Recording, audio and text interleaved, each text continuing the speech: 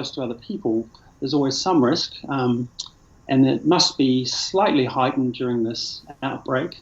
Step by step, what can you do to protect yourself while flying?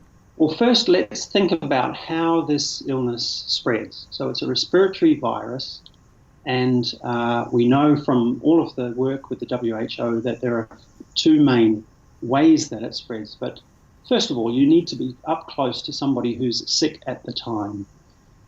And then the two mechanisms come into play. So one is droplet spread. So that means the person coughs on you or breathes on you, and you're up close and get that directly to your respiratory system. The second method is that the person has coughed or sneezed into their hands and they touch a surface which you then touch soon after.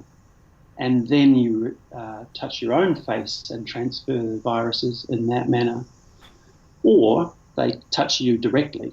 And of course the example of that is shaking hands. That leads on to how you protect yourself, which a lot of that is about hand hygiene. So it's meticulously washing your hands when you've had contact with other people or with new surfaces. It's also trying desperately to avoid touching your own face, which we tend to do many, many times during the day. And also, if you cough or sneeze yourself, to do so into your sleeve or into a tissue, which then you dispose of, and then wash or sanitize your hands. Washing hands is the best, but alcohol-based sanitizer is a good second best. So it's up to the individual to take care of their own personal hand hygiene. But what technology does an aircraft have to keep the air clean? First of all, let's talk about the air supply. So modern jet airliners all have a very high airflow rate, much higher than any other public place. So there's 20 or 30 air changes per hour compared with, say, 2 or 3 in a typical air-conditioned building. That air is about 50% fresh air from outside, and the other 50% goes through HEPA filters, high-efficiency particulate air filters, of the same sort that we use in operating theatres. And the standard that they work to is they have to be able to exclude 99.97% or better of viruses or bacteria. They usually do much better than that, in fact. So the air supply is very clean.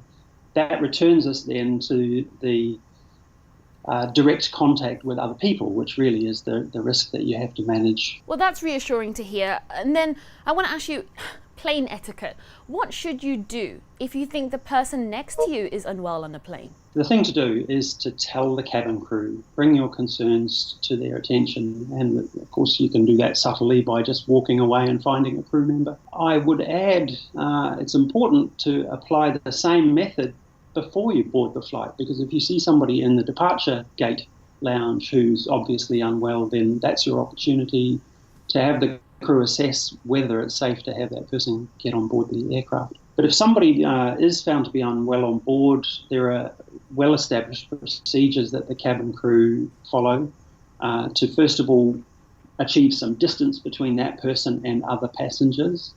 And they will typically ask that person to wear a mask, because this is the one situation where wearing masks is useful, is you give it to the sick person to stop them, to minimise their droplet spread. And they will also seek medical advice and call ahead to the destination, and often they'll give that person their own bathroom to use. So there's a number of procedures that were in place long before this outbreak. Does it make a difference where you sit on a plane? Well, if you could sit where there was nobody else, then that would be ideal, but most of us can't achieve that. So really, the answer is no. The risk comes if you are close to somebody who's unwell. And if you aren't, I think the risk is low wherever you are. And so I think you can relax. And indeed, I'm flying tonight long haul and am completely relaxed about that. That's good. Well, it seems like we have to keep calm and carry on. So what is the number one rule for travelling at this time of an outbreak? The main one is meticulous hand hygiene. Sanitize your hands, keep your hands away from your face, don't touch other people, cough into your sleeve or into a tissue, and don't travel anywhere if you are unwell yourself. Well, Dr. David Powell, medical advisor to the IATA, thank you so much for joining us today. Great advice.